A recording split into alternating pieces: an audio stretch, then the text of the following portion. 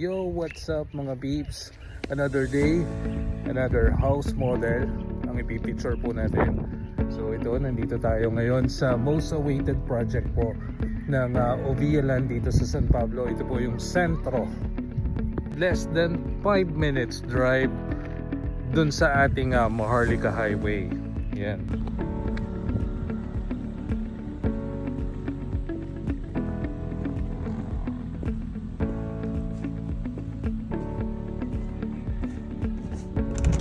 Ito, pagpasok po natin ng Manorlax, ito po yung ating itsura po ng living area. Yeah.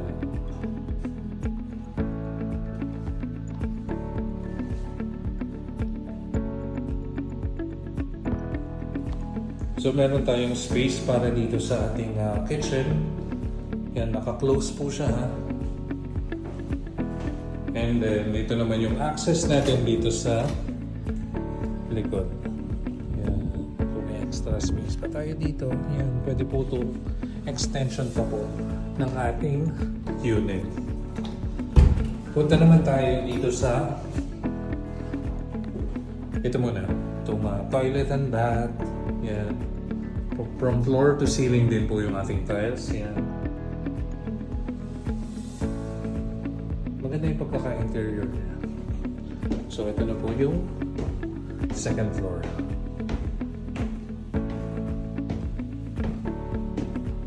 First room, ito po. Yan. And then sa second, ito po.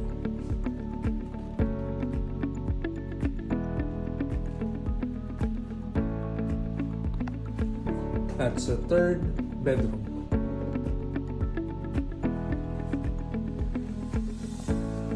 Then ito naman yung ating common toilet and bath.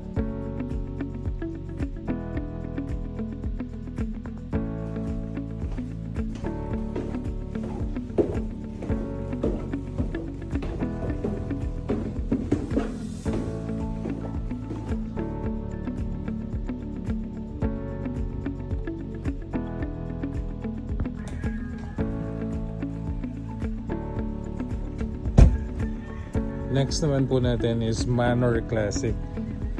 Samahan niyo po.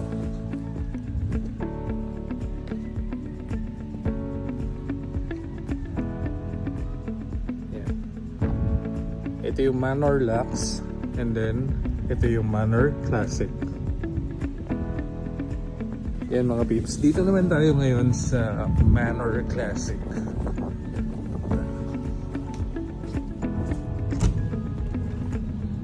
So ito, hindi pa nakadress up itong ating Manor Classic, pero makikita na po natin kung paano natin didesign naman siya. So yan, ito po yung space. Malawak po yung space niya, in fairness. So possibly, pwedeng ito yung dining area natin kasi tapat din po ng bintana. And then, ito po yung dito sa may kitchen area. Meron po tayong lababo na dito. And then, ito po yung access natin. So ito naka-close din po siya. So pwede natin lagyan ng extension ng ating walls. Pwede dito na rin po yung ating laundry area.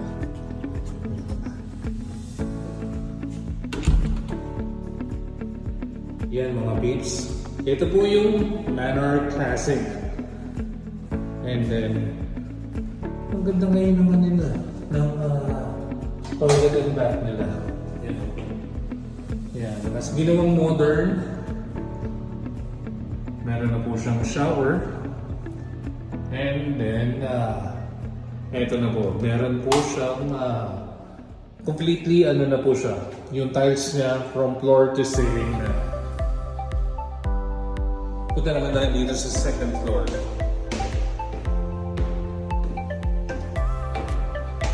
Mas lumawak yung space niya actually. So ito yung first bedroom. Yan. Then ito po yung possible na master's bedroom kasi siya yung may access dito sa Juliet Balcony. Yan. Ganun pa rin po, meron po tayong mga nakabang na paglalagyan po ng aircon. Ng window type aircon. So ito yung third bedroom. Yan. And last, ito po yung toilet and bath dito po sa taas. Yan.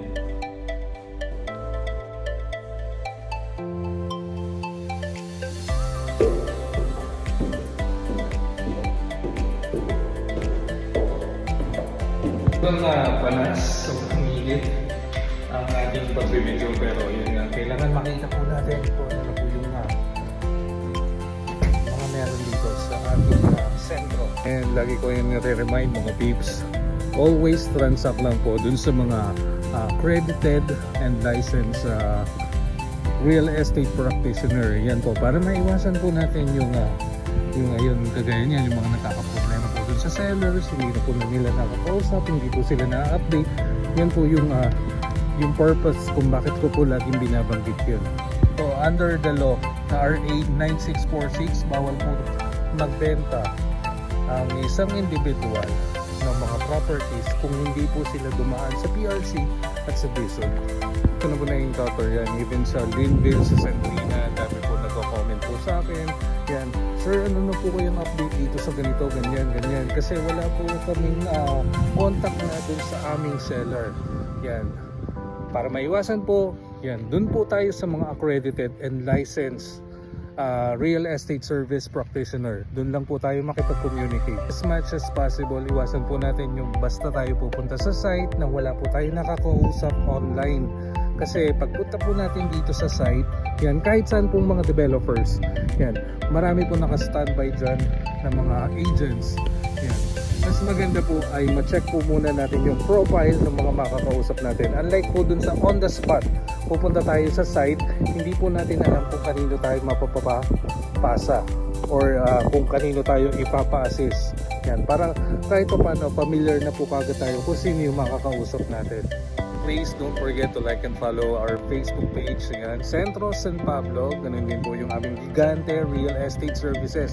And kung napanood nyo rin po itong video natin sa aking YouTube channel, Marcus Jayan, pakisubscribe na rin po para lagi po kayong updated sa mga videos po, especially dito po sa Centro San Pablo. Thank you for watching mga peeps. Maraming salamat.